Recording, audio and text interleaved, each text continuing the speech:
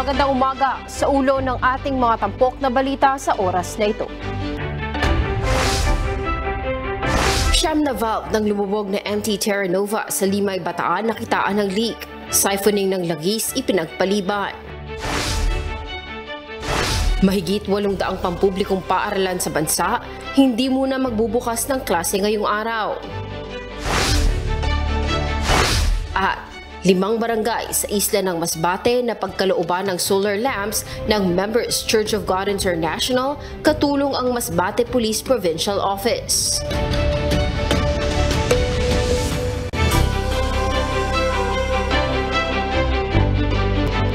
Nakatakdang isumite ng Department of Budget and Management ang 6.352 trillion pesos na halaga ng 2025 Proposed National Expenditure Program ng Marcos Administration sa Kamara ngayong araw.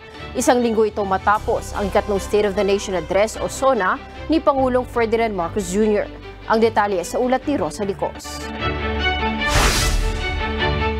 Alas 10 ng umaga mamaya, formal na ite-turn over ng Department of Budget and Management o DBM ang panukalang pambansang budget ng Marcos Administration para sa taong 2025. Nagkakahalaga ito ng 6.352 trillion pesos. Katumbas ito ng 22% ng Gross Domestic Product o GDP. 10.1% ding mas mataas ito sa 2024 national budget. Pagtitiyak ni House Speaker Martin Romualdez, nakahanda na ang House of Representatives sa pagtanggap ng proposed budget at agad na uumpisahan ang deliberasyon ng House Committee on Appropriations sa lalong madaling panahon. Siniguro rin itong mapaglalaanan ng sapat na pondo ang social services at mga kinakailangang programa ng pamahalaan para sa tuloy-tuloy na pagsusulong ng pag-unlad ng ekonomiya. Pangako ng House leadership, ipapasa ng Kamara ang proposed budget bago ang unang recess sa October. Pangungunahan naman ang ceremonial turnover ngayong araw ni na Budget Secretary Amena Pangandaman at ng liderato ng Kamara. Rosa Licos, UNTV News and Rescue. Diyos ang aming sandigan, serbisyo publiko ang aming pinahahalagahan. Ipinag-utos ng Bureau of Immigration o BI sa lahat ng mga dayuhan na nagtatrabaho sa Philippine Offshore Gaming Operator o POGO na voluntaryo ng mga itong umalis ng bansa. Naritong report ni Dante Amento. Aabot sa 20,000 mga dayuhan na nagtatrabaho sa Philippine Offshore Gaming Operator o POGOS ang inaasahang aalis ng bansa. Kasunod ito ng mandato ng Pangulo sa kanyang ikatlong State of the Nation Address na ipagbawal na ang POGOS sa Pilipinas. Kaugnay nito, ayon sa Bureau of Immigration, ipinag-utos ni Commissioner Norman Tansinco na voluntaryo nang umalis ng bansa ang mga ito.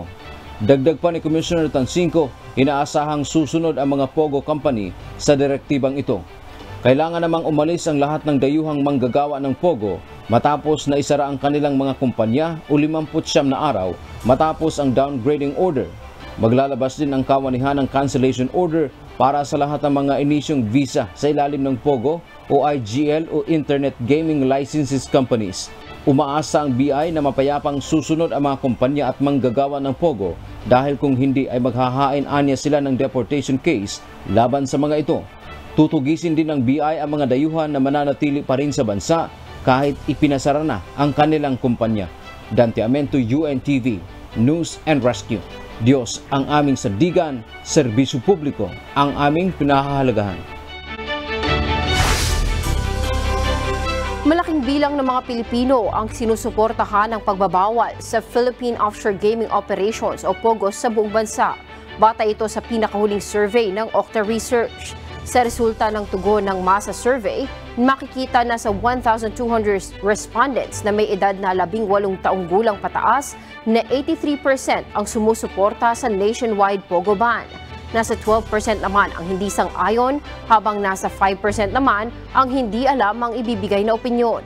Isinagawa ang face-to-face non-commissioned survey interview noong June 26 hanggang July 1 ng taong kasalukuyan. Pinangunahan ni Chinese Ambassador to the Philippines Wang Xilian kasama ang ilang Filipino-Chinese businessmen ang relief operation sa Dalpan, Manila. Ayon kay Ambassador Xilian, kailangan ang pagtutulungan ng dalawang bansa sa ganitong panahon ng kalamidad. Binigyang diin nito na kailangang isang tabi muna ang usapin sa tensyon ukol sa West Philippine Sea sa kasalukuyang sitwasyon. China, we are being a neighbor who are being helping each other with the Philippines. We will do our best to help. Don't need to forget the issue of West Philippine Sea, just friendly. Yeah, that's right. That's right. And this is a time to help. You know, this is time to extend help to each other.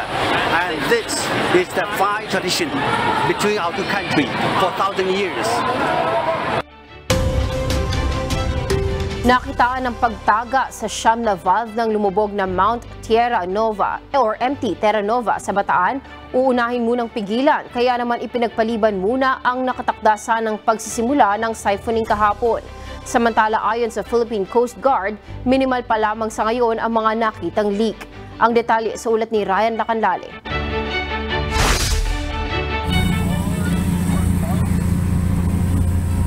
Hindi natuloy kahapon, araw ng linggo, ang nakatakdang pagsisimula ng siphoning o pagsipsip sa 1.4 million liters ng langis mula sa lumubog na MT Terra Nova sa Limay, Bataan. Ayon sa Philippine Coast Guard, nakitaan ng leak o pagtaga sa siyam na valve ng mga tangke ng barko. Kaya uunahin na muna na pigilan ang pagtagas ng langis bago isagawa ang siphoning. The order from Admiral Gaban and as per guidance of the President ay takpan muna yung mga valves, i-sealed muna bago magsimula ng siphoning operations para hindi na magkaroon ng anumang leak na tatagas pa mula dun sa oil tanker. Pero ayon sa PCG, minimal lamang ang tumatagas sa mga valve ng barko. Hanggang ngayong araw ng Lunes lamang ang ibinigay na deadline sa salvaging company para matakpan ang mga nagli-leak na valve. Sa Martes na planong muling ipagpatuloy ang pagsisimula ng siphoning kapag natakpan na ang lahat ng mga leak. Ando na yung mga barko, lahat ng equipment na kailangan ng harbor staff naka-preposition na at hindi lang nila magalaw pa.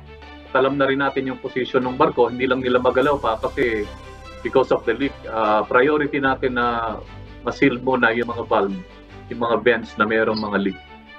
Isa pa rin sa balakid ngayon sa lugar ay ang kondisyon ng panahon. Mula naman sa layong 10 hanggang 14 na kilometro na inabot ng oil spill mula sa lumubog na barko, ngayon ay nasa 2 hanggang 3 kilometro na lamang ang lawak nito. Ito yung last position ng Terra Nova, tsaka ito yung location ng mga oil na medyo thick pa, no? Around 2 to 3 kilometers lang ito. Maaring yung iba nagpuntahan na sa ibang lugar o yung iba ay nag-disperse na because yun na nga, may disperse na tayong ginamit.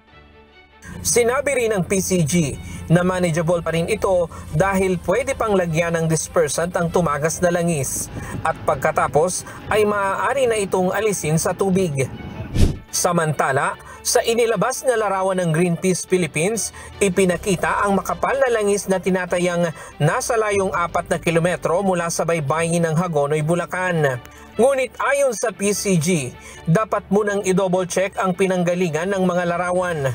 Dahil base sa counter-check na isinagawa nila, wala silang nakitang ganitong langis sa karagatang sakop ng Hagonoy, Bulacan.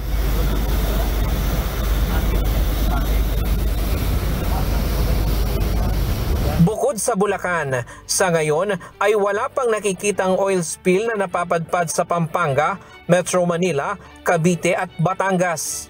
Ryan Lacanlale, UNTV, News and Rescue. Diyos ang aming sandigan, serbisyo publiko ang aming pinahahalagahan. Kinumpirma ng Philippine Coast Guard na may isa pang motor tanker ang iniulat sa kanila na lumubog nitong Biyernes. May mga nakita na ring oil sheen at oil slick sa paligid kaya nagpadala na ng barko ang PCG sa lugar. Para sa detalye, may live report si Ryan Lacanlale.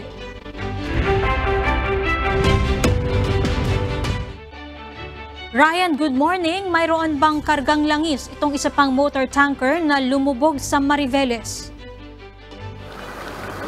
Good morning, Celine. Good morning, Kuya. Taliwas, Celine, doon sa ulat ng shipping company na wala itong karga, napag-alaman ng PCG na mayroong itong kargang diesel. Pero hindi pa nila tiyak kung gaano karami yung karga nitong lumubog na motor tanker.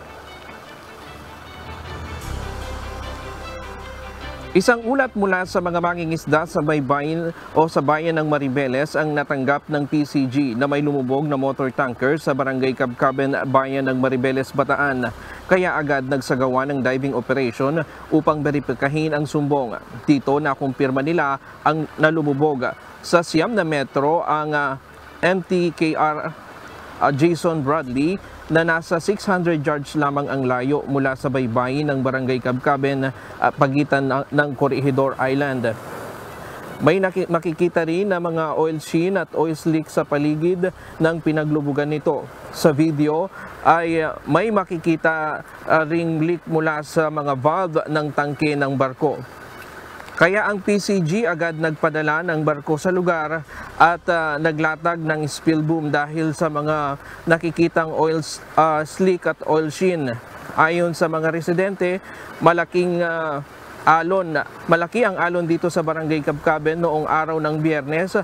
May mga bangka pa na nakasampa lamang dito sa bangka na nasira sa lakas ng alon. Sa ngayon ay wala pang masyadong nakukuhang detalye ang PCG tungkol sa barko, pero hindi raw ito galing sa Bataan. Binabantayan ng PCG ang lugar dahil nakitaan o makikita ang isang bahagi ng motor tanker na nakalitaw pa at daanan din ito ng mga barko galing sa ibang bansa papunta sa Manila Bay ayon sa mga residente. Dito sa aking likuran, Celine, makikita mo merong isang barko na nakatabi doon at sa bandang kaliwa niya nandun yung lumubog na barko. Kahapon ay nadatnan namin yung dalawang MRRB ng Philippine Coast Guard at ngayon inaantabayan na natin na bumalik sila ngayon dito dahil sila yung nagbabantay dito sa lugar at sa ngayon nga medyo paulan dito sa lugar. At nakita rin natin yung mga mangingisda. Hanggang ngayon ay patuloy pa rin silang nangingisda dito sa paligid ng barangay na ito, Celine. Siyan muna ang latest mula dito sa Maribeles, Bataan. Balik sa'yo, Celine. Ryan, ano na ang plano ng PCG upang maiwasan o mapigilan ang pagkalat ng langis na tumatagas na dyan?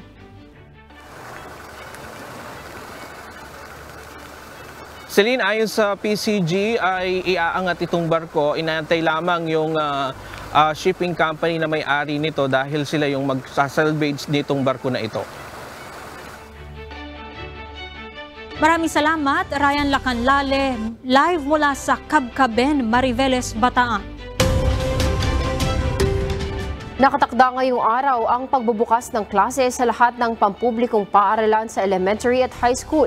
Ngunit ayon sa Department of Education, may ilang mga paaralan sa bansa na ipinagpaliban muna ito dahil sa naiwang epekto ng bagyong Karina at Habagat. Ang detalye sa ulat ni Jed Neresina. Higit 800 paaralan sa bansa ang ipinagpaliban muna ang unang araw ng klase ngayong araw. Ayon sa Department of Education, ito ay upang mabigyan ng panahon ang paglilinis at rehabilitasyon ng mga public school na naapektuhan ng Super Typhoon Karina at Habagat. Higit 200 paaralan ang postpone ng pasok ngayong araw sa National Capital Region at 75 naman sa Region 1. Sa Region 3 naman ay higit 400 paaralan, 66 naman sa Region 4A at 4 sa Region 12. Makikita naman sa official Facebook page ng DepEd ang listahan ng mga paaralan na kabilang sa postponement pati na ang mga bagong opening dates ng klase. Samantala inaasahang higit sa 19 na milyong mag-aaral mula elementary hanggang senior high school ang papasok ngayong school year 2024-2025. Ngunit ayon sa DepEd sa mga susunod na araw ay maaaring tumaas pa ang bilang na ito dahil madami pa ring humahabol na mag-enroll matapos magsimula ang pasukan. Jed Neresina, UNTV News and Rescue. Diyos ang aming sandigan, serbisyo publiko ang aming pinahahalagahan. Titiyakin ng Land Transportation Office o LTO ang kaligtasan ng mga estudyante at iba pang school personnel sa nakatakdang pagbubukas ng klase sa buong bansa ngayong araw. Narito ang report ni JP Nunez. Inatasan na ni Land Transportation Office o LTO Chief Assistant Secretary Attorney Vigor Mendoza ang mga regional director ng ahensya na makipag-ugnayan sa nakakasakop sa kanilang mga local government unit. Ito'y upang alamin kung anong assistance ang pwedeng magawa ng mga LTO personnel sa buong bansa para sa pagsisimula ng klase ngayong araw, July 29. Ayon kay ASEC Mendoza, ang mga LTO personnel ang magsasaayos ng trapiko at titiyaking sumusunod ang mga motorista sa tamang disiplina sa kalsada.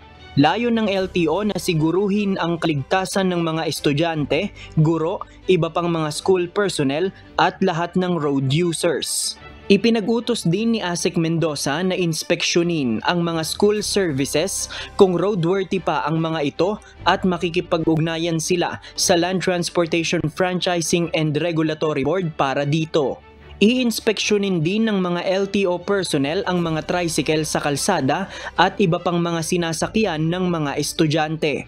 Ayon kay ASEC Mendoza, dapat ay hindi overloaded ang mga sasakyan ng mga estudyante upang hindi sila mapahamak. Bagaman may mga eskwelahan ang nagpostpone ng klase ngayong July 29 dahil sa naging epekto ng bagyong Karina at Habagat, mayorya pa rin naman sa mga eskwelahan sa bansa ay inaasahang magbubukas na ng klase ngayong araw. JP Nunez, UNTV, News and Rescue. Diyos ang aming sandigan, serbisyo publiko ang aming pinahahalagahan. Nagsimula na ang mahigit 5,000 bagong proyekto para sa flood control sa National Capital Region. Ito ang kinumpirma ng Department of Public Works and Highways o DPWH matapos ang mga pagbaha na naranasan sa rehiyon noong nakaraang linggo. Alamin natin ang detalye sa ulat ni Asher Cadapan Jr. Nagdulot ng matinding pagbaha sa iba't ibang lugar sa Metro Manila noong nakaraang linggo, bunsod ng habagat na pinalakas ng bagyong Karina. Ayon sa Department of Public Works and Highways, mas matindi pa ang baha na naranasan kung hindi dahil sa mga flood project ng pamahalaan. We have completed po more than 5,500 plus flood control projects simula po noong July 2022 hanggang May 2024. At karamihan po nito ay nagsimula even prior years, kaya po natapos namin. While maybe another 5,000 plus are ongoing right now. Paliwanag pa ng DPWH, hindi na rin kinakaya ng mga drainage system ang matataas na volume ng tubig ulan na nararanasan ngayon. Dagdag pa dito ang malaki ng populasyon ng National Capital Region. Malaki na po yung population compared to carrying capacity ng NCR. Wala na po tayong lugar. Nakikipag-ugnayan na rin ang DPWH sa mga lokal na pamahalaan at Metropolitan Manila Development Authority o MMDA kaugnay sa konstruksyon ng local drainage systems na kokonekta sa mga national drainage. Asher Cadapan Jr., UNTV News and Rescue. Diyos ang aming sandigan, serbisyo publiko ang aming pinahalagahan. Nais pa imbestigahan ngayon ng komite sa Kamara ang reclamation sa Manila Bay dahil sa nangyaring mabilis na pagtaas ng tubig sa pagdaan ng habagat na pinalakas ng bagyong Karina kamakailan. Magpapatawag umano ng committee hearing si House Committee on Metro Manila Development Chairperson Rolando Valeriano kaugnay ng issue. Dagdag nito, maliban sa layuning malaman kung nagpa-function ang ilang ahensya ng gobyerno sa pagsapit ng kalamidad, nais ring malaman ng mambabatas kung ang ginawang reclamation sa Manila Bay ay malaki ang naging parte sa mabilis na pagtaas ng tubig sa Kamaynilaan, partikular na sa Maynila at San Juan. Bubusisiin din anya sa pagdinig ang ilang kondisyon ng ilang pumping stations. Ngayon, wala pa namang natatapos na reclamation din, so hindi ko pa alam kung talagang may effective reclamation. To be honest, yung Metro Manila is an old city, tsaka talaga namang below the sea level. Tignan natin, baka naman talaga yung mga drainage namin sa Metro Metro Manila, ginawa ko 50 years ago, 70 years ago, hindi na siya sapat para sa population ngayon, para sa dami ng tao, para sa dami ng binubuhos na ano. Yun ang titignan natin. If there is a need na dapat merong long-term plan ng DPWH at saka MMDA, tignan natin. So tatanungin ko sila sa Wednesday. Dapat meron silang short-term and long-term na plano rito para sa otherwise tuloy-tuloy ito, mauulit at mauulit ito.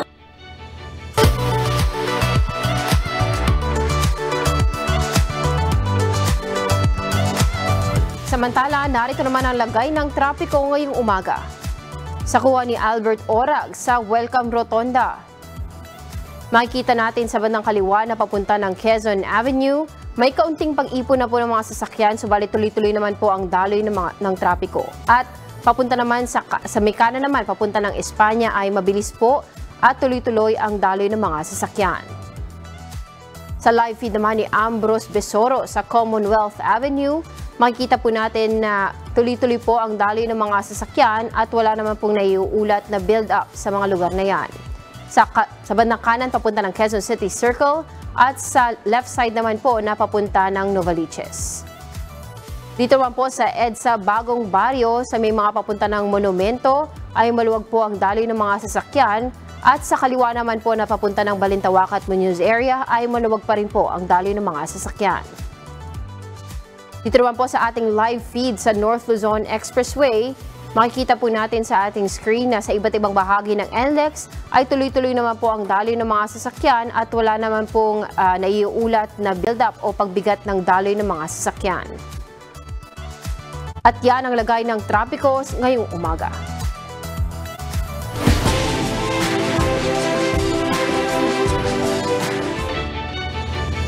Umabot na sa halos 350,000 acres ng lupa ang nasunog ng Park Fire sa California, USA na patuloy namang inaapulan ng daang-daang mga bumbero sa estado.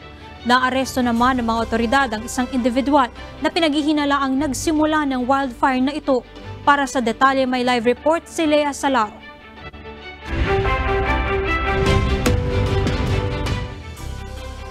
Yes, Lea, good morning. Good morning, Kuya. Good morning, Celine. Patuloy na lumalaki ang Park Fire na tumutupok ngayon sa ilang bahagi ng Northern California. Dahilan na rin upang magdeklara si California Governor Gavin Newsom ng state of emergency sa Butte at Tehama counties. Punsod na rin ito sa mga nasirang tahanan at infrastruktura, maging ang pag-evacuate ng libo-libong mga residente dahil sa banta ng apoy. Ayon sa pinakabagong tala ng CAL FIRE, nasunog na ang mahigit sa 350,000 acres ng lupain o katumbas ng halos 5,000 acres kada oras. Habang nasa 12% contained pa lamang ito ng halos 3,700 na mga bumbero. Inamin naman ng mga opisyal na mahirap para sa mga bumbero na labanan ito dahil sa matarik na lugar at kakaunting kalsada sa lugar ng apoy. It can be very challenging for the crews to fight fire in areas like this. Very steep terrain, inaccessible, very few roads. So all of those things can cause challenges just for getting the crews in and working. But then obviously the fuel conditions we have up here, large timber, lots of available fuel to burn. Samantala, sinabi naman ng Butte County District Attorney's Office na naaaresto na ang pinaghihinalaan nilang nagsimula ng apoy.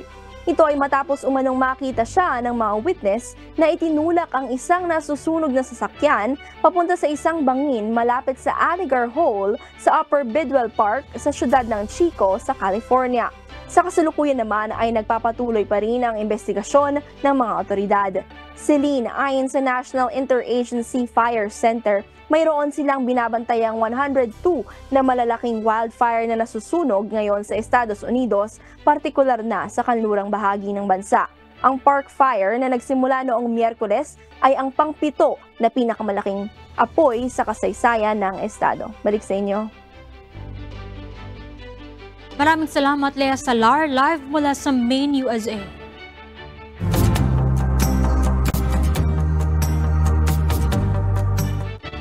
May nakikita ng pinakamabisang solusyon sa problema sa baha si Pangulong Ferdinand Marcos Jr. sa pagpupulong nito sa mga gobernador ng Bulacan, Pampanga at Bataan na pangunahing naapektuhan sa matinding baha dulot ng bagyong Karina at Habagat. Sinabi ng Pangulo na kailangan ng magtayo ng water impounding facility sa mga bahaing probinsya lalo na sa Central Luzon.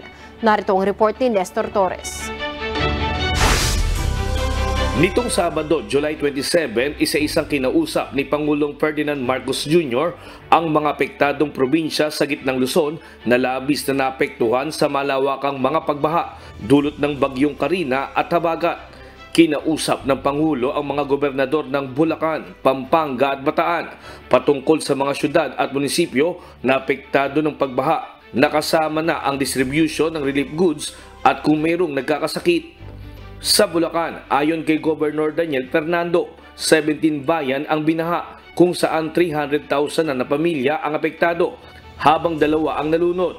Isa namang 5 taong gulang ang nasawi dahil sa diarrhea na posible anyang nakuha sa pag-inom sa potable water.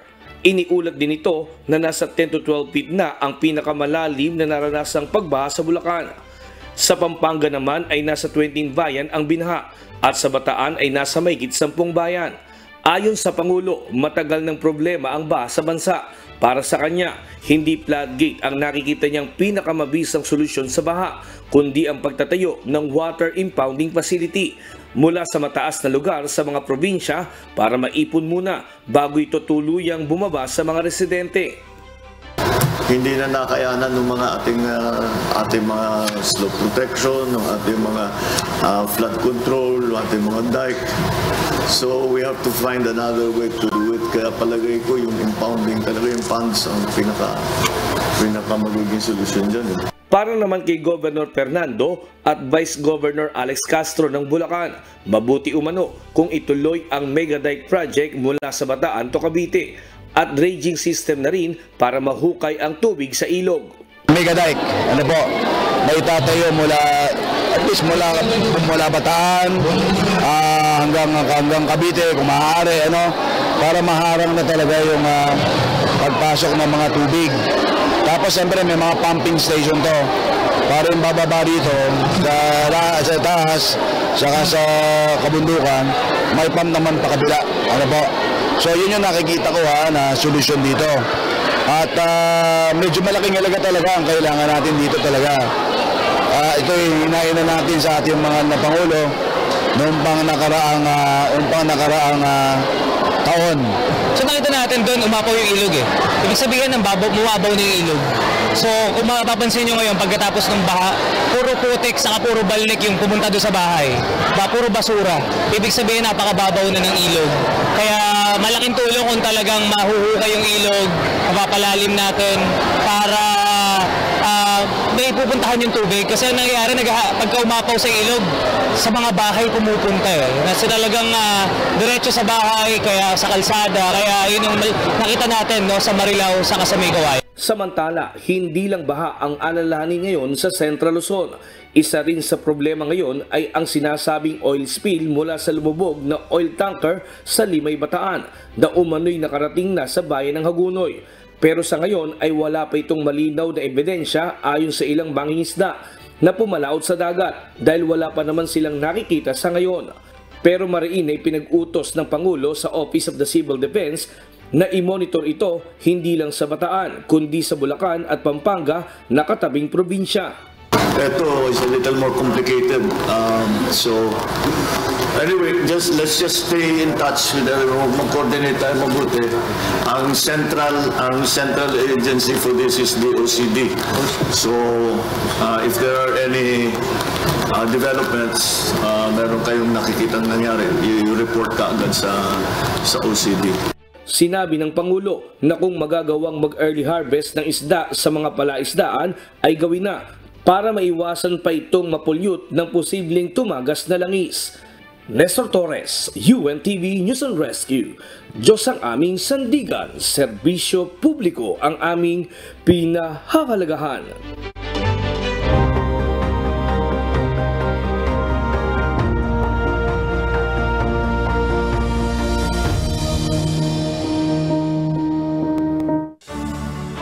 barangay na itinuturing na geographically isolated at disadvantaged areas o GIDAs na nakakaranas ng kakulangan ng liwanag ang napagkalooban na ng Members Church of God International, katulong ang Masbate Police Provincial Office ng mga solar lights. Para sa detalye, narito ang report ni Jerry Galicia live.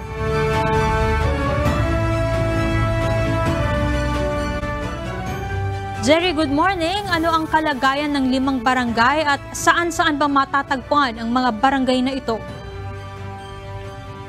Yes, Celine, malayo sa kabiyasan o sa sentro ng bawat bayan. Walang supply ng kuryente at kung may linya man ang kuryente, ang ilan, pero wala naman liwanag ng mga daanan ng mga kabayan natin sa 5 barangay dito sa isla ng Masbate. Yan ang mga barangay ng Sinalonga sa Masbate City, Barangay Banasi at Gabi na nasa tuktok ng bundok, sa bayan ng Baleno, Barangay Pinanaan at malayo at coastal barangay ng Amutag sa bayan ng Aroroy. Ilan lamang ang coastal barangay ng Amutag at Pinanaan na bumubuo ng 41 barangay na first class municipality ng Aroroy na itinuturing naman na Golden Town dahil sa maminahan ng ginto at malalawak na lupain na makikita dito. Bukod sa malayo at baku-bakong mga daan, kailangan pang tumawid ng 3 maliliit na ilog na kapag malakas ang ulan ay umaapaw at hindi na madadaanan ng mga residente. Bagamat may mga linya ng kuryente sa ilang mga bahay, wala namang ilaw sa mga malayo sa sentro. Kaya sa pagsapit ng takip silim ay nababalot ng kadiliman ang kanilang kapaligiran dahil sa kakulangan ng ilaw sa kanilang lansangan. May ilang insidente na nahuhulog sa isang tulay na tinatawiran ng mga residente sa barangay Amutaga. Matagal na po talagang pinapangarap ng mga taga rito na magkaroon po ng ilaw. Kasi nga po yung sitio po na ito ay isa po sa mga hirap na signal. Lalo po maraming mga kabahayan roon.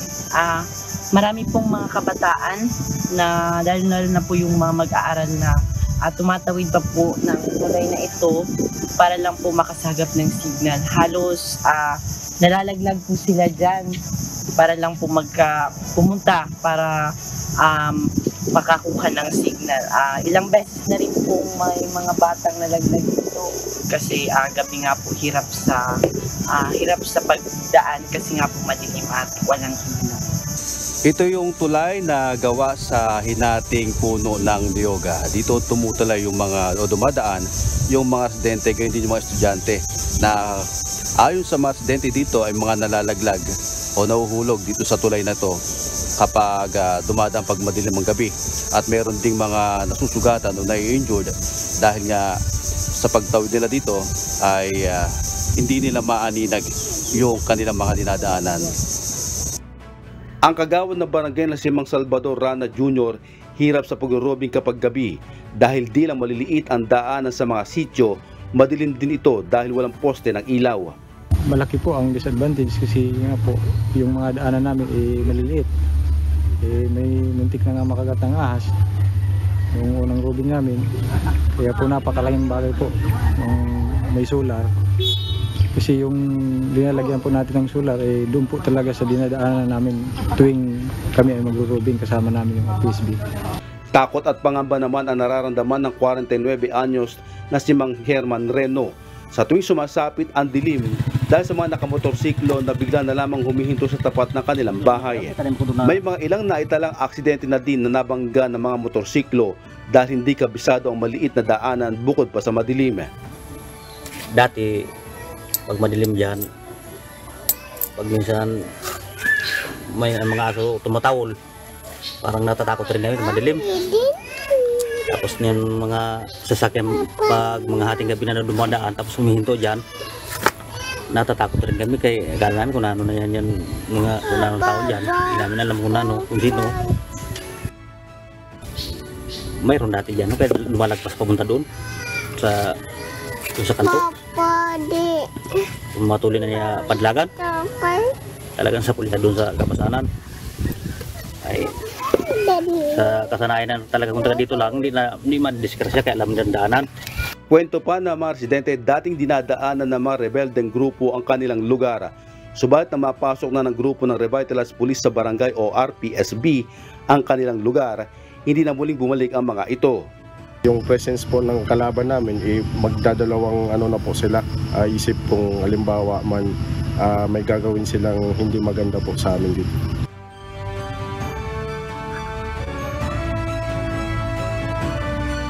Yes, Celine, isagawa na nga ang formal o ceremonial lighting ng mga solar lamp na inaitayo ng Members Church of God International dun sa 5 barangay dun sa remote area. At ngayong araw ay magkakaroon naman, sasagawa naman ang nitong solar lamp dito sa Campo ni Serrano sa Masbate Police Provincial Office dito sa Masbate City. Balita, balik sa iyo, Celine. Maraming salamat, Jerry Galicia, live mula sa Masbate City.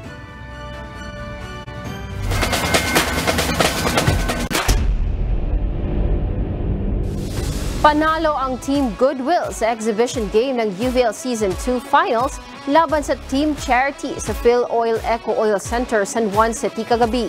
Nasungkit naman ng AFP Lady Gunner ang kampyonato matapos talunin ang PNP Lady Patrollers sa 3-2. Habang nakatanggap naman ng tulong pinansyal ang mga chosen beneficiary ng mga nanalong grupo. Narito ang report ni Harry Ilagan.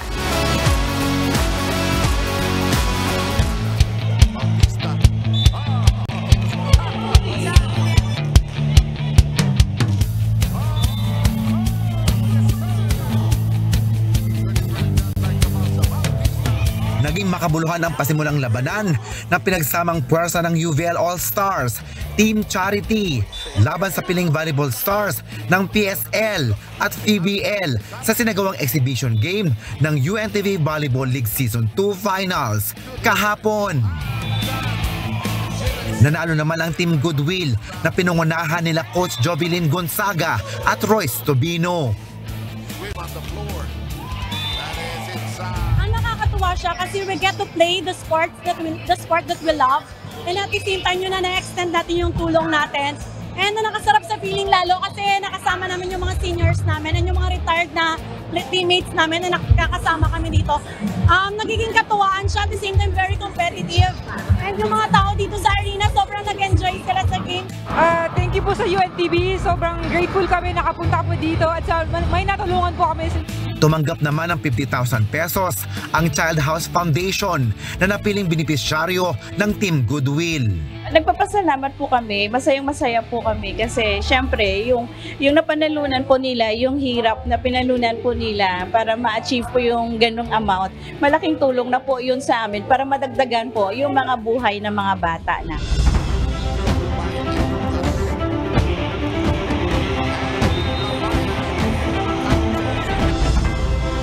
Nakuha ng AAP Lady Gunner ang back-to-back championship matapos nitong pataubin ang PNP Lady Patrollers sa 3-2 sa score na 16-25, 25-22, 25-22, 21-25 at 15-8. Nakapagtala rin ang AAP Lady Gunner ng 62 attacks, 3 blocks at 7 aces sa tulong nila Pantino, Hake, Betinho, Madulit at Mabayad. Habang may 58 attacks, 6 blocks at 5 aces naman ang PNP Lady Patrollers sa tulong ng depensa ni Ronquillo, Gomez, Oliveros at Itucas. Na-utilize lahat ng imports actually. Kahit na meron kaming pagsubok before the finals, hindi talaga kami nakakompleto. So pero nandyan pa rin yung puso nila para lumaban talaga, para sa aming beneficiary. Maraming salamat sa UNTV Volleyball League kasi napakalaking halaga po talaga at napakalaking tulong ng na maibibigay natin sa beneficiary. Sabi ko sa kanila, tiwala lang. Kaso lang na medyo nawalan sila ng energy sa 5-set, medyo nag-cramps na yung sitter namin, medyo hindi na maganda yung breaks of the game. Salamat naman kay Kuya Daniel Rason sa pag-imita dito sa pagsali ng Liga ng mga Public Servant. Sana next year makasali pa rin yung PNP. Napili namang Finals MVP si Lilet Mabayad at Best Import naman si May Madulid ng AP Lady Gunner. Lahat ng paghihirap ko noon pa nag-work dito sa UNTV. Hindi ko talaga in-expect. Ang gusto ko lang is manalo kami. Yun, sabi ko sa kanila, all out na ngayon kasi wala naman talaga totoong rewind sa totoong buhay. Kaya dapat buhos lahat ng hirap sa training. Siyempre very happy kasi lahat ng hirap, lahat ng sacrifices namin, lahat is lahat ng ginawa namin para sa team is worth it. Nakatanggap naman ng tulong pinansyal ang chosen beneficiary ng Lady Gunner at Lady Patrollers.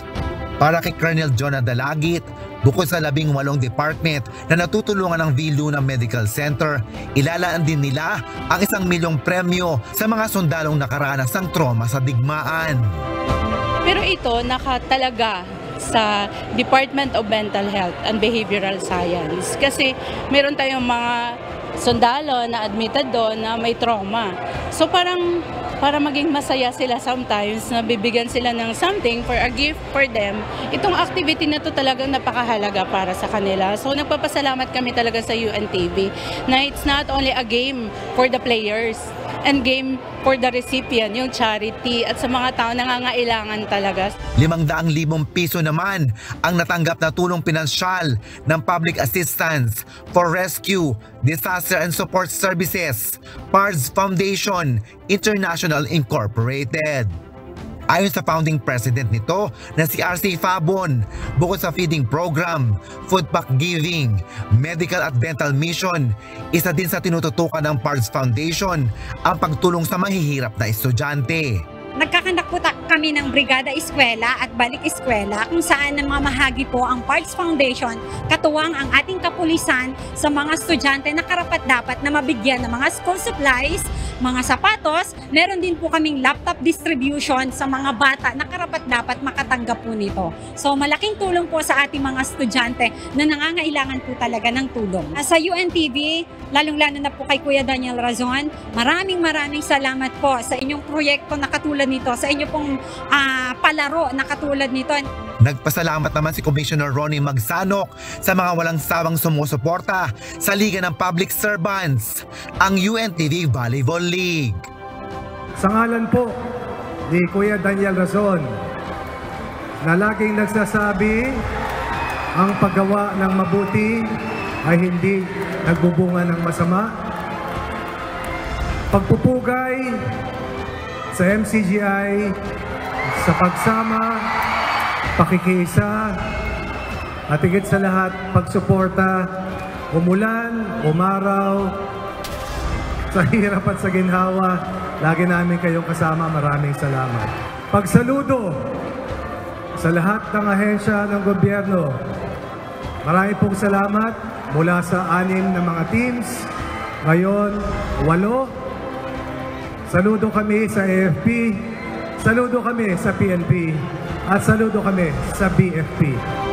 Hari Ilagan, UNTV, News and Rescue, Diyos ang aming sandigan, serbisyo publiko ang aming pinahalagahan.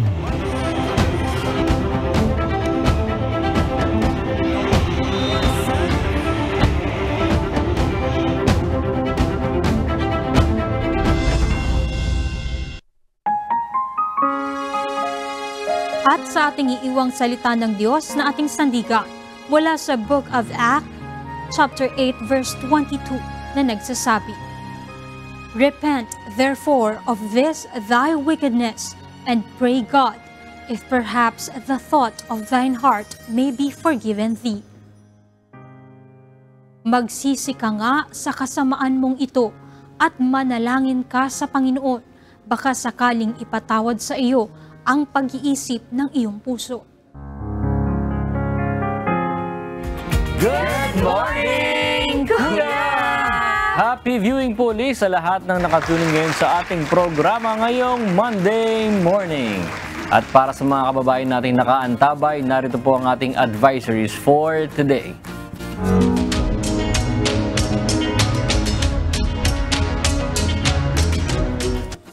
Oil price update muna sa mga kasangbahay nating motorista. Good news po dahil magpapatupad ng rollback sa presyo ng mga produktong petrolyo mga kumpanya ng langis ngayong linggo. Sa pagtaya ng oil industry players, 70 hanggang 90 sentimos ang mababawas sa presyo ng kada litro ng gasolina.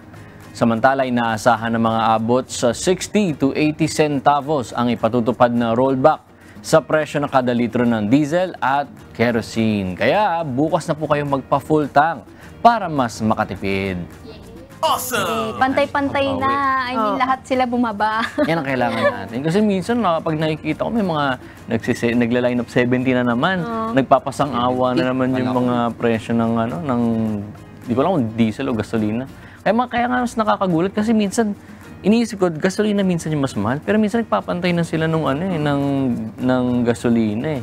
Kaya kailangan natin ng rollback na yan ngayon. Lalo na alam ko, pero alam ko nausog yung ibang mga pasukan ng mga Yung mga public school na hindi naman masyadong binaha, nagpasokan na kasi kanina nakadaan kami ilang schools.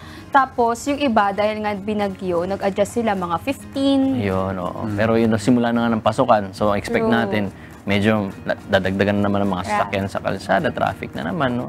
Sa mga maghahatid sundo ng mga estudyante rin, malaking bagay yung rollback na to. Tsaka agahan na natin lalo yung pasok. True. Kasi nga, madami na rin tayong mga kasabay. Diba?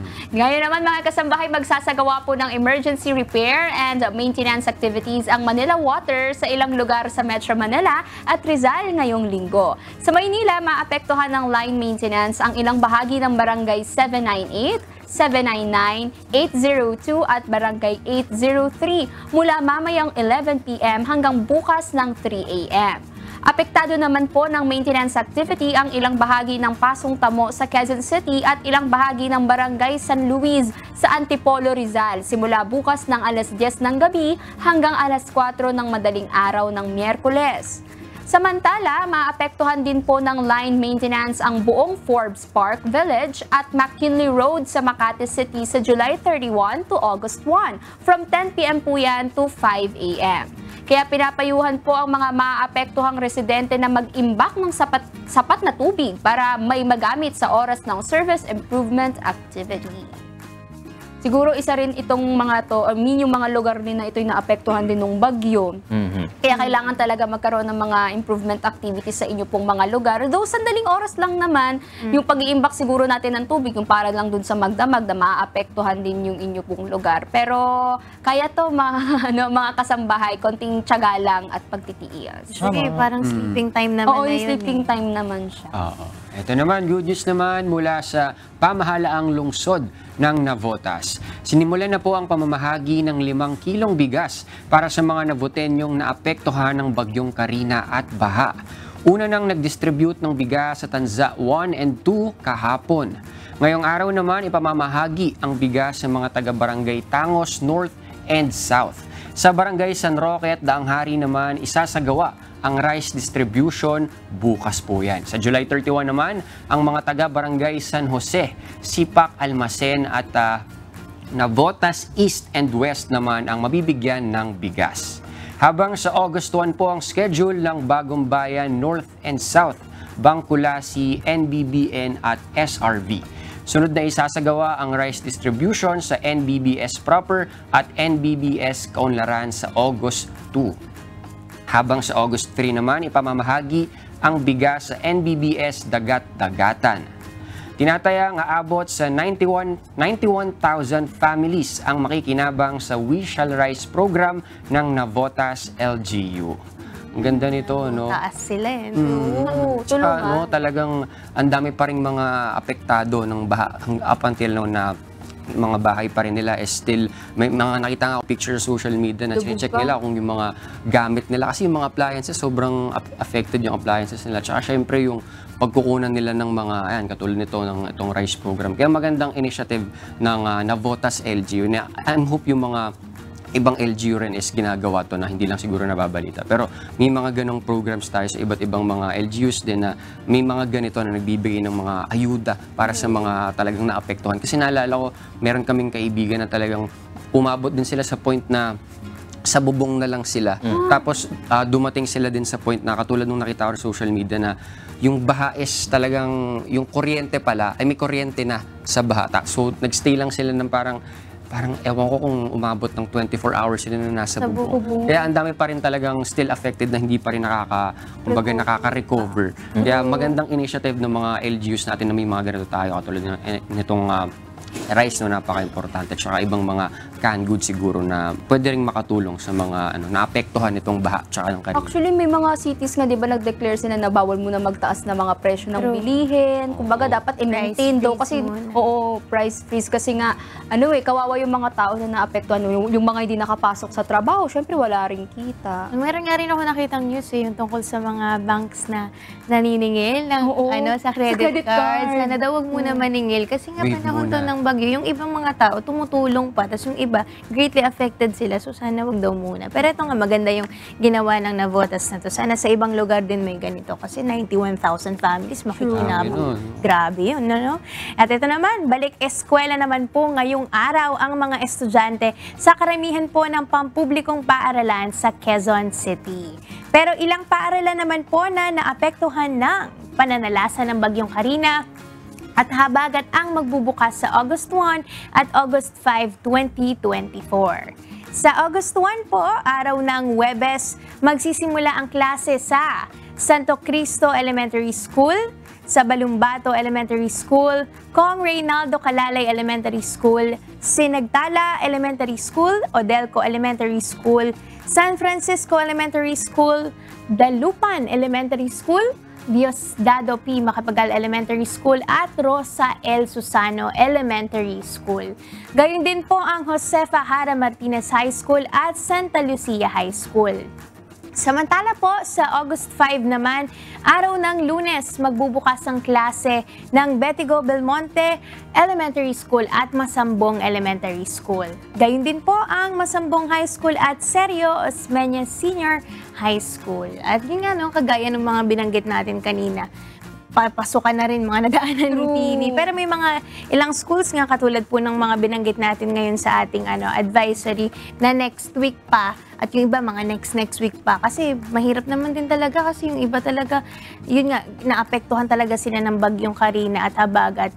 Usually siguro yung mga bahay nila, yung mga damit nila, mga sabi nga kanina, naputikan. Kasi di ba yung baha din talaga ngayon medyo, alam natin, medyo madumi kapag yung areas natin hindi talaga ganong kalinis. Sobrang maapektuhan tayo nung bagyo na makikita natin makala talaga sa bahay. Kaya ito maganda rin to kahit paano makakapag-prepare yung mga magulang, yung mga estudyante na medyo meron silang time to recover muna. Saka yung mga teachers din, makakapag-ready rin sila. Kasi yung ibang mga schools dito, ginagawang evacuation centers. So at least makakapag-prepare pa rin yung school. Papasok yung mga estudyante na talagang handa lahat. Yung kumbaga matatandaan nila yung first day of school kasi maganda rin yung sumalubong sa kanila. Fresh start. Oo. Naalala ko nga dati, ito inaabangan ko rin yung mga announcement ng mga gantong mga balita tungkol sa ngayon, tayo na yung nagbibigay ng mga gantong balita. Kaya heads up sa mga estudyante natin, sa mga parents. At sa Quezon City pa rin, naarangkada pong muli ang QC Maintenance Medicine Program na naglalayong mas mailapit sa mga Q citizens ang serbisyo ng lokal na pamahalaan. Isasagawa po ngayong August 1 mula alas 8 ng umaga hanggang alas 3 ng hapon sa Barangay Claro Covered Court, No. 2, Ackley Street, Project 3. Maaari po rito makapag-avail ng libreng gamot para sa mga senior citizens na mayroong hypertension, diabetes at high cholesterol. Bukod po dito, pwede rin po kayong mag-apply ng Q-Citizen ID. Basta magdala lamang po ng government-issued ID na nakalagay ang inyong QC address o kaya po ay ang Barangay Certification of Residency. Maaari rin po kayong makapag-apply dito ng inyong senior citizen Q-Citizen ID. Huwag lamang po kalimutan dalhin ang photocopy ng senior citizen card o government-issued ID with QC address. O kaya naman ay Barangay Certificate of Residency and Birth Certificate. Para po sa karagdagang detalye, i-check lamang ang Facebook o Instagram account ng D3 Action Office. Parang one-stop shop sa mga senior citizen natin to, no? Para hindi na sila mahirapan. Kasi baka minsan, yung iba kasi nahirapan pa mag-commute galing sa malayong lugar ng QC, pupunta pa sa Quezon City Hall. Gagastos din sila ng oras at pamasahe. Ito sa mga ganitong lugar, pwede na, dito nila asikasuhin lahat ng kailangan nila. At sana pwede naman online din, di ba? Para sa mga, lalo na ngayon kasi baka mamaya may mga bakang lugar pa rin yan, hindi sila makabiyahe. True. Ito naman mga kasambahay, attention po sa mga Tagigenyo. Magsasagawa po ng maintenance works ang Meralco na makakaapekto sa ilang lugar sa Taguig City. Mula po mamayang alas 9 ng gabi hanggang bukas ng alas 2 ng madaling araw, mawawalan po ng supply ng kuryente sa ilang bahagi ng Sanga Street mula HR Capistrano Street. Kabilang na po ang Capistrano Compound, Cruz Compound, Ibayo Tipa Street, J. Ramos at Pangkalinawan Street. Sa Miyerkules naman, July 31, magsisimula po ang outage time mula alas 9 ng umaga hanggang alas 2 ng hapon sa ilang bahagi ng Kentucky Street mula po ML Quezon Avenue, kabilang na ang LTRR Cruz Street at P. Cruz Villa. Pinapayuhan po ang mga maapektuhang residente na i-charge ang inyong electronic devices in case of emergency. Yun lang ang problema, walang kuryente. Kasi may nakita akong post after nung bagyo, meron isang bahay na nanghihingi ng tulong ng generator. Although, meron silang parang battery, pero kulang kasi yung bata, naka siya sa machine, may bypass machine siya. So, kailangan niya ng tulong ng generator. Naisip ko sa mga ganung pagkakataon nga, no? Kailangan ready tayo na, kasi hindi tayo pwede umasa, minsan nagkaka-power outages talaga. So, kaya delikado yun. Siyempre, yung payback, nakaasa siya dun sa machine na yun, tapos mawawala ng kuryente. Kaya heads up dun sa mga Tagigenyo natin. Ngayon mga kasambay, magbalik tanong naman tayo sa ating kasaysayan. Ng taong 1957, nang itatag ang International Atomic Energy Agency bilang tugon sa malaking pangamba dahil sa pagkakadiskubre ng nuclear technology. Layon ng ahensya na isulong ang paggamit ng nuclear sa paraang magbebenepisyo ang sangkatauhan at para mapigilan ng paggamit dito bilang kasangkapan pandigma. Balikan natin ang kasaysayan ng tinaguriang Atoms for Peace Organization sa ating Today in History.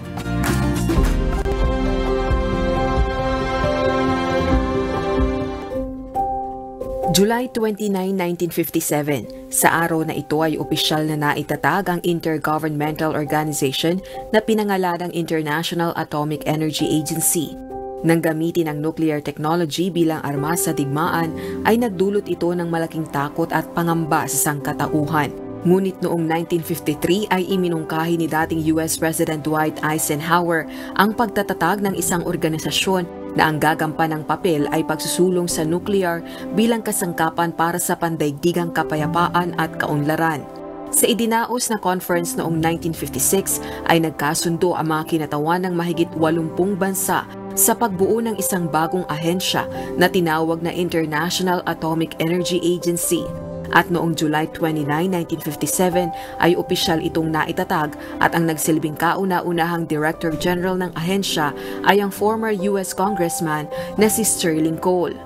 Ang headquarters ng International Atomic Energy Agency ay matatagpuan sa Vienna, Austria at mayroon ding 2 regional office na makikita naman sa Toronto, Canada at Tokyo, Japan. Ang ahensya ay nakipagtulungan sa mga organisasyon sa iba't ibang bahagi ng mundo para magbigay ng technical assistance sa less developed countries sa tamang paggamit ng nuclear technology upang umunlad at makamit ang progreso.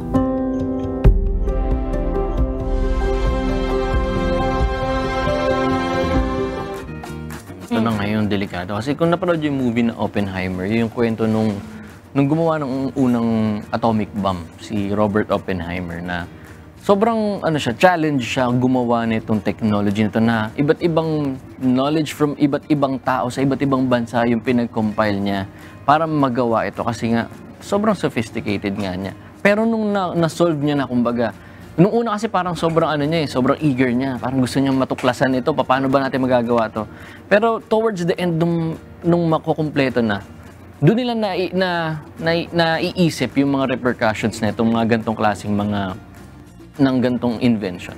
Nakita nila na bukod dun sa destruction na mangyayari sa isang lugar, paano kapag nalumaganap ito, lahat na mayroong nuclear. Nakita na nila yung ganong senaryo na may isa nga sa parang nag-hunt sa kanya na paano kapag nag-trigger ito ng chain reaction. Kasi siya, molecular, atomic level nga yung pinag-uusapan na pag sinabi lang, pag nag-detonate tayo ng atomic bomb, dahil nga wala silang idea about it before, hindi nila alam kung anong talaga magiging epekto nun sa first detonation na trial nila. Hindi nila alam kung anong mangyayari dun sa surrounding area around them. Kasi malapit lang sa kanya dinetonate. Hindi nila alam kung maano ba yun, kumbaga, mako-concentrate lang ba dun sa area o magtutuloy-tuloy siya? Yun kasi sabi nila magkakaroon chain reaction na parang buong mundo sasabog dahil dun sa lakas. Pero talagang malakas talaga. At bukod dun, during nung nagawa nila yung unang atomic bomb, nagkaroon din sila ng idea about sa isa pang mas malakas pa na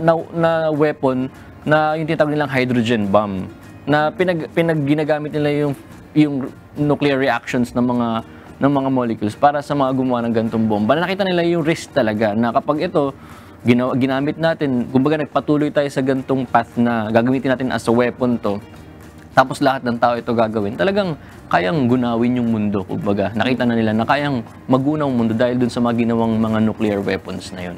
Sabi nga nila, dapat daw, kung nakakagawa ka ng mga weapons sa pamamagitan ng itong mga atoms, itong mga discoveries na mga to, dapat daw, ang naisip din sana, yung para makakabuti, para magamit naman ng tao. Hindi daw dapat hindi naman daw dapat na weapon lang. Sa war lang. Pag narinig yung mga nuclear, ganyan, mga atoms, parang ang na-associate agad din sa mga weapons. Na dapat naman daw, makatulong naman sa tao dapat, 'di ba? Yung dapat daw yung naisip na gawin, hindi daw yung para makapanakit ka ng tao. Tsaka ang laki ng natulong ng IAEA, 'di ba? Na sinasabi nga nila yung nalaman na ang North Korea ay gumagawa ng mga nuclear weapons kasi 'di ba pinagbabawal na nga nila na huwag nang gumawa yung mga bansa ng mga nuclear weapons. Ang nakakita pala noon at nakaalam na ng IAEA.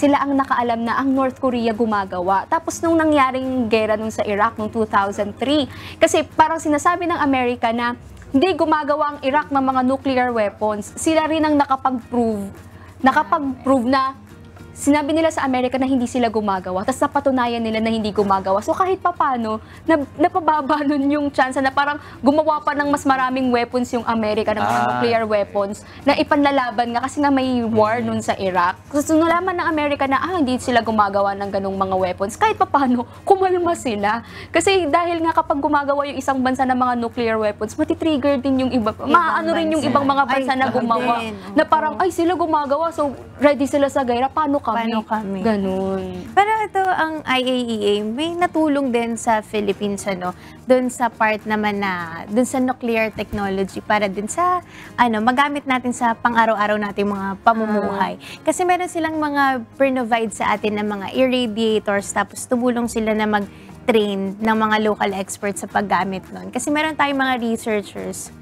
sa agricultural sector na dun sa study nila, nakapag-find out sila na yung extract daw ng seaweed called carrageenan, kung naalala nyo na topic natin kay Doc Bunny. Tapos, pag daw yun na-process, tapos na-expose sa safe levels lang naman ng radiation, nagiging plant, growth, PGP yung tawag promoter, plant growth promoter. Tapos parang tinest yun sa 5,000 hectares na land, yung isa nga sa Bulacan pa sa Pulilan. Tapos yung PGP na yun, nakakatulong siya na mag-boost ng around 20 to 30% ng mga tanim. Wow. Tapos nakakatulong din siya na tumibay pa yung mga tanim para pag kunwari may mga typhoon, ganyan, tapos mga malalakas na hangin, hindi kagad masisira yung mga tanim. Tapos nagiging resistant din siya sa mga insekto, sa mga pesticides. So mas magiging maganda yung harvest ng mga farmers natin. Kaya sinabi ng DOST na ang laking tulong daw nung tulong ng IAEA na maturuan tayo kung paano gamitin yung mga irradiators na yun. Kaya sabi nga nila, yung natulong sa atin ng IAEA is yung naki-carry out din talaga nila na ma-maximize nila yung contribution sa nuclear technology na safe yung paggamit. True. So, ang dami ring benefits ng nuclear technology. Beneficial siya sa medicine field, sa agriculture, yun na-mention nga ni Ira, tsaka sa environmental protection. Kaya maganda na may mga ganitong agency rin na para ma-safeguard or ma-verify if gagamitin ba for peace, hindi for military purposes, diba? Kasi maraming benefit talaga ang nuclear technology. Ito naman, dumako naman tayo sa ating Kristiyano drama ngayong umaga. Ilang buwan na stranded sa trabaho si Albert, dahilan para mawalan siya ng pansamantalang komunikasyon sa pamilya. Pero dahil sa hindi na siya nakakapagpadala ng sustento sa kanyang mag-ina at hindi pa siya makontak ng asawa, tila gusto na tuloy siyang hiwalayan nito. Hanggang dito na nga lang ba ang kanilang pagsasama? Panoorin natin.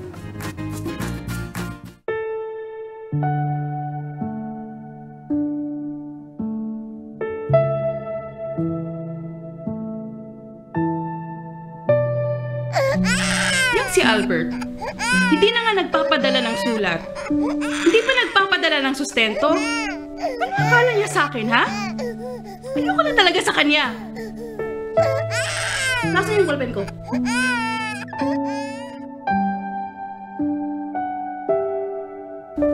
Albert, ayoko na.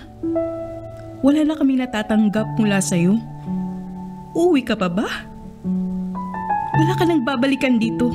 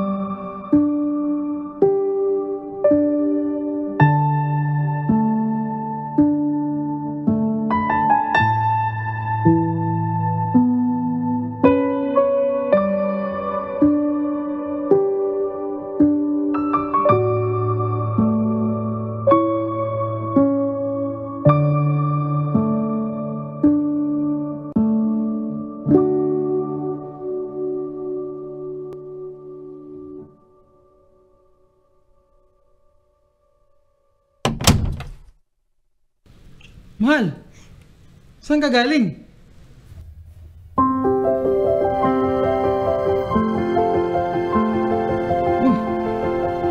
Mahal, pasensya ka na talaga at na-stranded kami ng ilang buwan.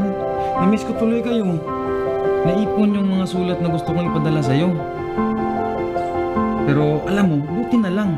At nakita ko yung relong gustong ipabili mo. Malaki na pala ni Teo, no? Malakas-lakas na umiyak eh.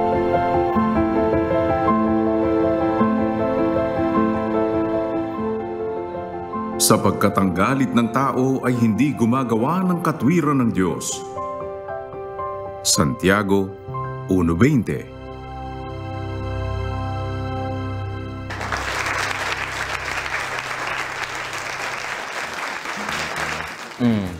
Gandang ano rin, kumbaga perspective din na minsan kasi talaga pag hindi tayo, kumbaga hindi natin update yung mga mahal natin sa buhay. Merong pag-alala eh, di ba? May feeling na may pag-aalala. Siyempre, mahal ka ng ano mo, kumbaga sabihin natin asawa mo, di ba? Mag-aalala yun kapag hindi mo ina-update. Kaya maganda na huwag tayong magbigay pa ng worries sa kanila kasi baka maraming iisipin yan, lalo na kapag sinasabi nga nila, kapag, naku, ang babae, pag di mo in-update, maraming naiisip yan ng mga possibilities kung anong ginagawa mo. Baka pag uwi mo, ang dami mo ng kasalanan na hindi mo ginawa, di ba? Kaya magandang ano rin, yung mag-update tayo. Tsaka syempre, di ba, yung sinasabi rin sa Bible na, yung mention mo kanina na yung galit din na, paano ba yun?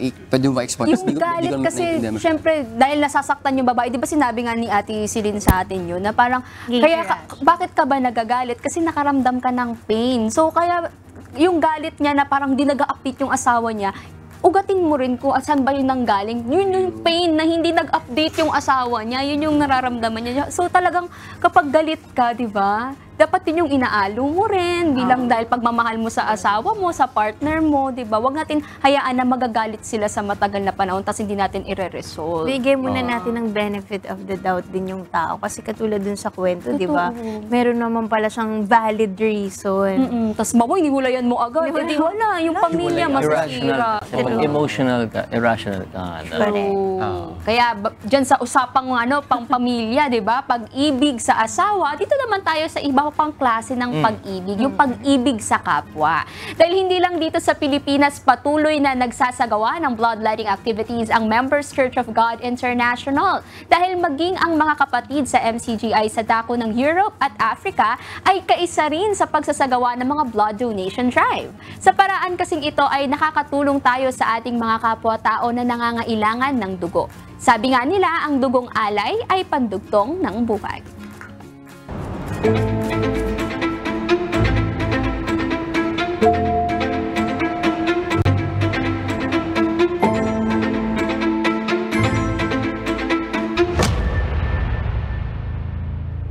This collaboration between National Blood Service and then MCGI, that's Members Church of God International, is a good one. Not only are you benefiting people, I mean, in terms of donating blood for people who are patients of cancer and then sickle cell, etc., right, as well as accident victims. Not only are you saving them, but you're also educating people on the need for blood donation. Importante la vostra donazione di sangue, perché siete praticamente nella vostra eterogeneità, siete dei gruppi rari, quindi ci possono essere ovviamente soggetti che hanno dei particolari fenotipi del gruppo sanguigno che sono molto utili qui. Ci sono circostanze dove senza il sangue non si possono fare interventi chirurgici, non si possono curare malattie, quindi c'è gente che soffre. Però donare qui è importante, ripeto, come l'ho già detto, perché è l'occasione per poter fare del bene, quindi anche nell'ambito del vostro spirito cristiano, quello di aiutare ovviamente chi ha bisogno. Ci attendiamo anche di più perché abbiamo tanto bisogno, anche specialmente in questa parte d'Italia, di sangue. Siamo un grosso ospedale, tante persone soffrono e il sangue con i vari componenti salva ancora la vita alle persone. Non c'è il sangue sintetico, non è stato ancora inventato e voi potreste essere fondamentali, anche perché questo può accadere, una malattia può accadere, come sapete, a tutti noi, anche a chi sta bene. Madrid anda por unas 900 bolsas que necesita para operaciones, no sé si a la semana o al día. O sea, porque Madrid es muy grande y tenemos hospitales. Me parece bien que haya asociaciones que quieran ayudar y incitar a la gente a donar tanto sangre como plasma, como médula, como lo que sea, que todo lo que sea que pueda donar el ser humano para los demás, pues está muy bien. We need blood in surgeries when women give birth and also like cancer patients and things like that. Thank you for coming. You are very needed. Every day is a challenge. Just transportation getting here can be a challenge that you might not be able to come here. Nagpaalam po ako sa aking trabaho, so hindi pa ako pinapayagan ng boss ko. Pero awa ng Diyos, mayroon akong kasamahang sa trabaho na siya ang nag-cover, kaya pinayagan po ako sa awa ng Diyos. So kailangan ko po mag-day off ngayon. Ako na po nag-volunteer na kunin ko po yung buong shift, morning to night. So nag-duty po ako ng 15 hours. Salamat po sa Diyos.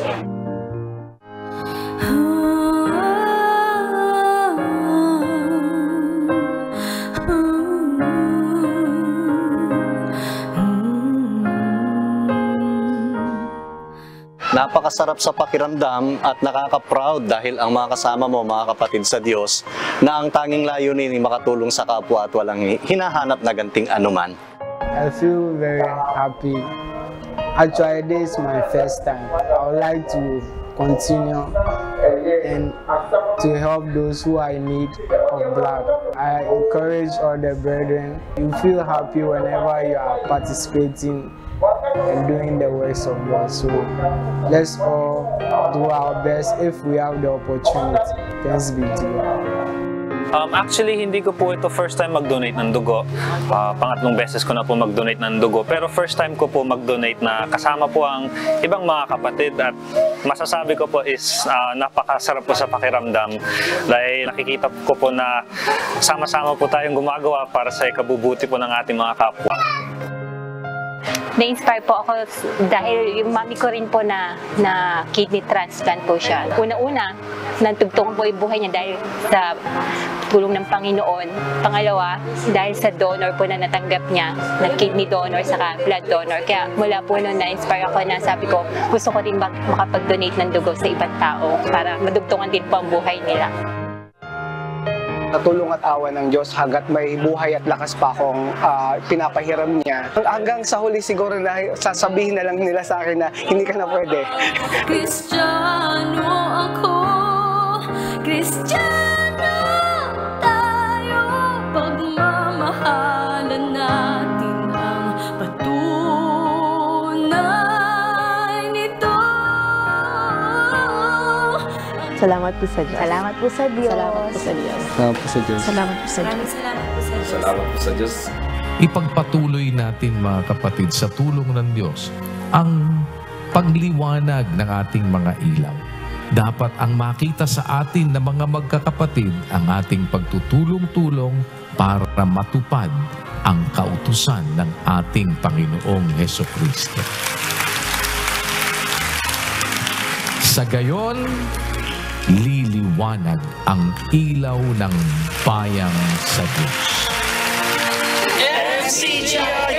MCGI shines. To God be the glory.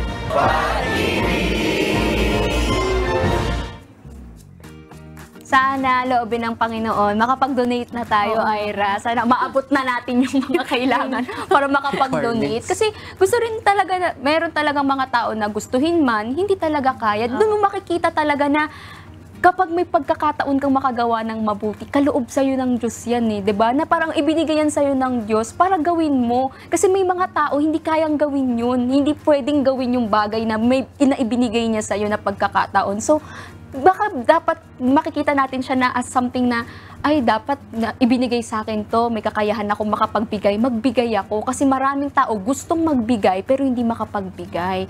Lalo na nitong dugo, hindi ba? Kaya salamat sa Diyos kasi malaking parte or malaki yung naitutulong ng MCGI dun sa iba't ibang mga bansa kung saan nagsasagawa tayo ng mga mass bloodletting natin para dun makadugtong tayo dun sa pangangailangan at dun sa buhay ng mga taong nangangailangan ng dugo.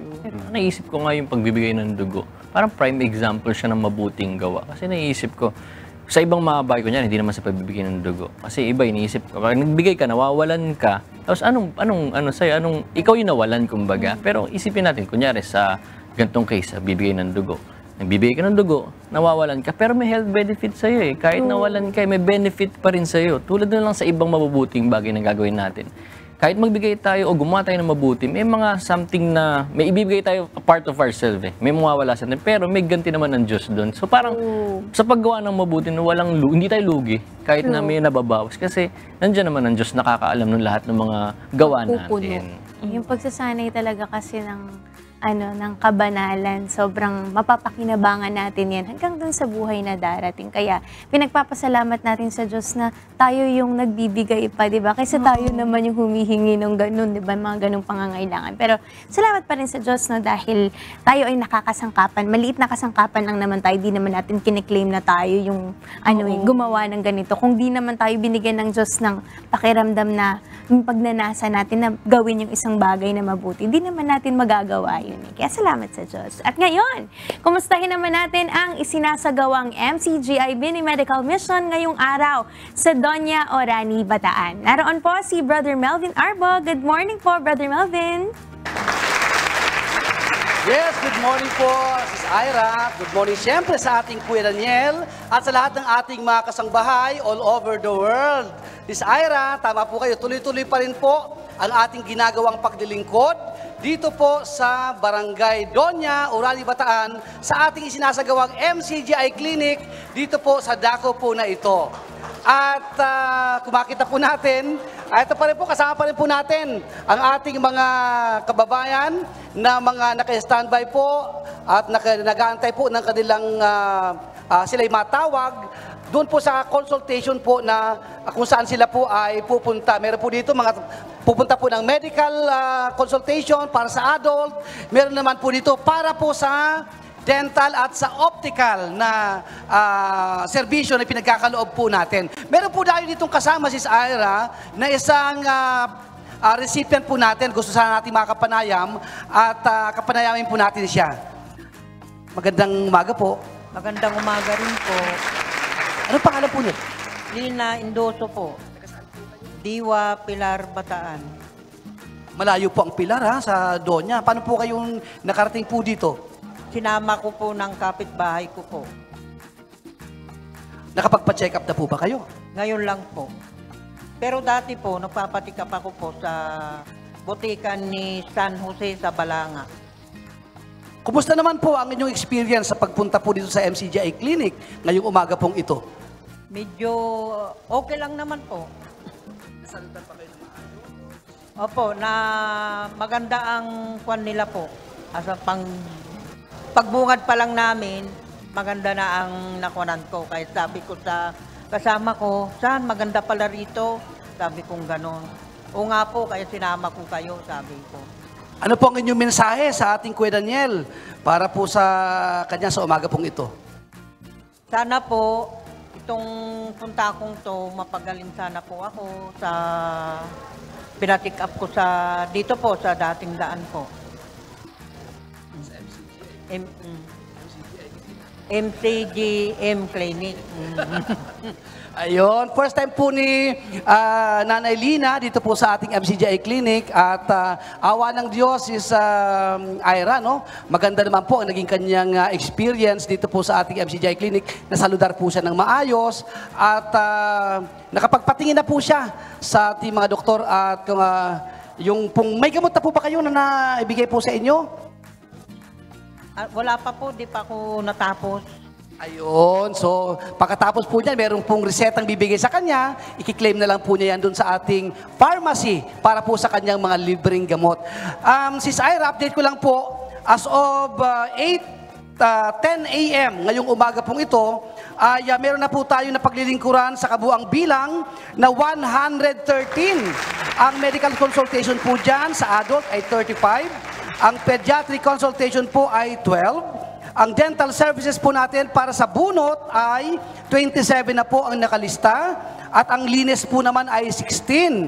At yung pong ating optical services with free reading glasses ay 17.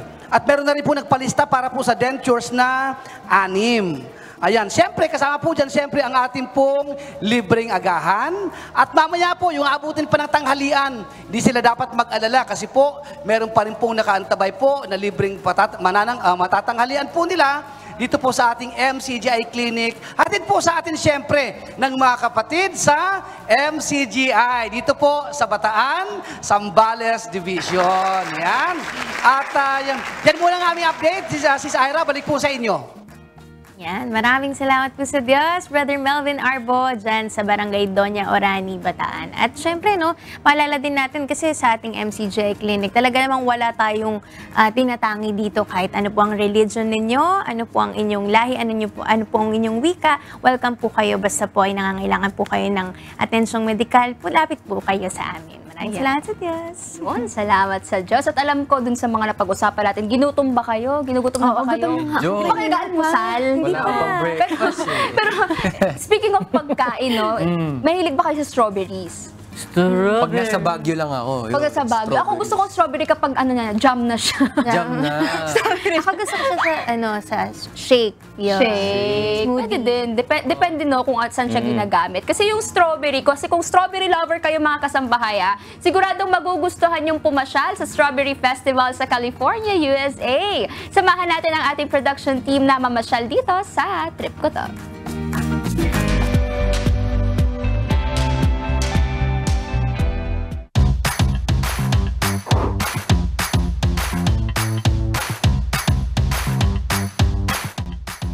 Good morning, Kuya, at good morning, mga kasambahay. Andito tayo ngayon sa California Strawberry Festival, where there's so much to do, eat, see, and hear. Tara, at samahan niyo ako dito sa trip ko to. Today, the California Strawberry Festival is being held here at the Ventura County Fairgrounds, and we're celebrating the 38th anniversary weekend. The Strawberry Shortcake experience is where you build your own strawberry shortcake. This is truly the highlight of the festival, and it only costs $5. Silipin natin yung arts and crafts. Tara!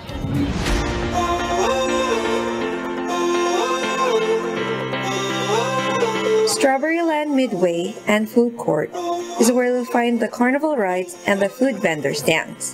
Here at the festival food courts, strawberries are front and center in every treat. From strawberry nachos, chocolate-covered strawberries, berry kebabs, deep-fried strawberries, strawberry everything. It's the California Strawberry Festival. Isa-try natin ang isa sa mga rides dito sa festival. Super Slide.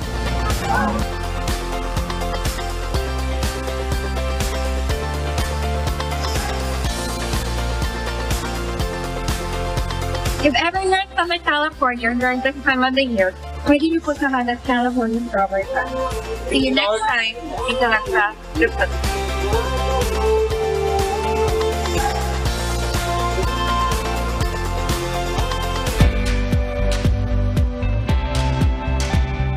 Pag hindi ka pa nanawa sa strawberry doon, Ang lalaki. di ba sobrang, kung gustong-gusto mo talaga ang strawberry, pumunta ka doon. Yeah. Kapag may budget ka. Tsaka rich in vitamin C yan, ha? True. Ang strawberry. Buti na lang tayo dito, may access din tayo sa strawberry. Kasi sa Baguio nga lang, medyo malayo-layo pa. Masarap, di ba? Matamis. Strawberry. Perfect. Ito, bati na tayo. Of course, thank you, Natural One Salon, for making my hair healthy and looking great. Alam niyo ba, mga kasangbahay, sila lang ang one and only hair salon in the Philippines that offers no harsh chemical treatments, 100% all-natural organic hair color options at walang haircut for women. You can check them out at Natural One Salon on Facebook and other social media platforms. Natural One, ang #1. And we would like to thank Adlaon Optical. Visit their branches in Baliwag, Bulacan at Super 8 Warehouse and beside Kong Pancho. They also have a branch at Aliw Complex, Calvario, May, Cagayan City. You may also reach them at 0922-878-5911 at happy 24th 7th anniversary to Brother Nestor Posadas. Ingatan at samahan naman po palagi ng Panginoon. Happy Sabbath! And Dr. Joseph Lee would like to thank Genesis Organic Spirulina. Ito ay isang uri ng superfood na siksik sa protina, vitamins and antioxidants na kailangan ng katawan. Ito ay 100% natural at walang malansang amoy, kaya sigurado kang high quality. Siguro din may complete nutrition ka everyday with our trusted superfood, Genesis Organic Spirulina. For increase in orders, contact 0977-688-5730. Also available online in selected Mercury Drug outlets. So try din namin yung ganyan, Joshua, next time. Sige. You give us an idea. And also, we would like to thank Lendason Gas Corporation, your partner for all industrial and special gases needs. Their other products include regulators, welding and cutting outfit, centralized supply and manifold system, and pipeline installation. For inquiries, please contact them at 8824-0867 and 8824-9360. Of course, thank you sa Bella Skin Beauty Lounge. They are located at 17 Scout Ibardolaza Street, Diliman, Quezon City. For appointments and inquiries, you may call them at 091628800308 or message them on their Facebook and Instagram at bellaskin.qc. Thank you, Ms. Ann Cruz, and to all the staff of their QC branch. Stop wishing you had great skin and get it. Relax and let Bella Skin Beauty Lounge take care of your skin. Maraming salamat po ulit sa lahat ng mga nanood sa atin simula kanina sa ating Rise and Shine segment with Kuya Daniel. Bukas magkita kaya tayo muli, God willing, dito lamang sa Good Morning